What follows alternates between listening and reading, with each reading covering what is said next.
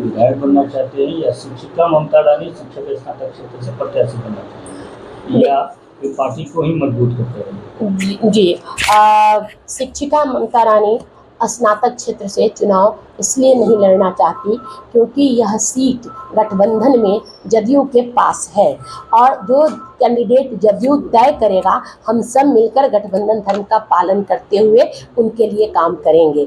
इसलिए मैं स्नातक से उम्मीदवारी नहीं दे रही हूँ।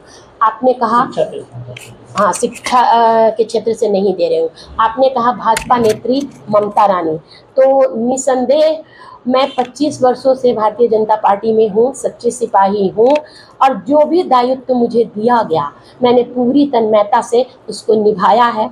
अगर पार्टी का शीर्ष नेतृत्व मुझ पर विश्वास जताता है, मुझे लड़ने का मौका मुजफ्फरपुर विधानसभा से देता है, अगर यहाँ की जनता चाहती है तो मैं जरूर चुनाव लड़ूंगी। क्यों नहीं लड़ूंगी? हर पार्टी कार्यकर्ता की ख्वाहिश होती है वो बोर्ड में जाए, परिषद में जाए, राज्यसभा में जाए, लोकसभा में जाए, विधानसभा में जाए।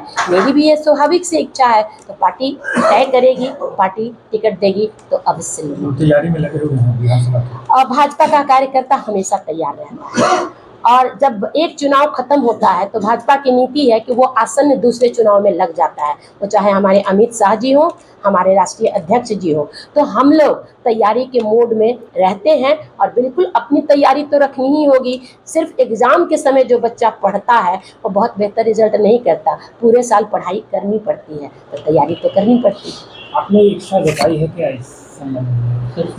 मैंने कहा कि ये स्वाभाविक इच्छा है और शीर्ष नेतृत्व को भी ये लगता है कि मैं जो इतनी मेहनत कर रही हूँ और मैं देखिए कैंडिडेट कौन हो सकता है इसके लिए कुछ मापदंड होते हैं कि वो जनता में लोकप्रिय हो, वो चुनाव लड़ सकता हो, उसकी छवि अच्छी हो।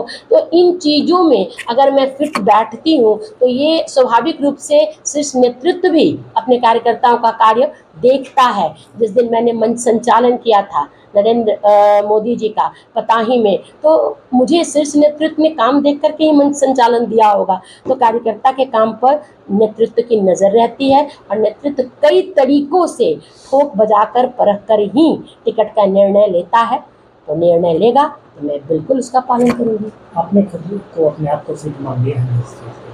जी, फिट मान लिया है आपने अपने आप को? मैंने कहा ना कि मेरी कैंडिडेचर को पार्टी नकारे किसी स्तर पर, मैं सोचती हूँ कि मैंने समाज के लिए काम किया है। मैं जिन कॉलेजेस में रही वहाँ मैंने काम किया है, जनता के बीच मेरी छवि काम करने वाले की है।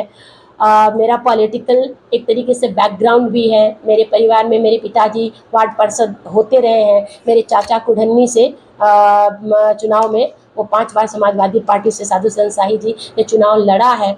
तो चुनाव लड़ने के लिए और क्या चाहिए? और हमारी पार्टी महिलाओं को आरक्षण भी बिल पारित उन्होंने किया है, तो आरक्षण भी महिलाओं को देने की बात करती है।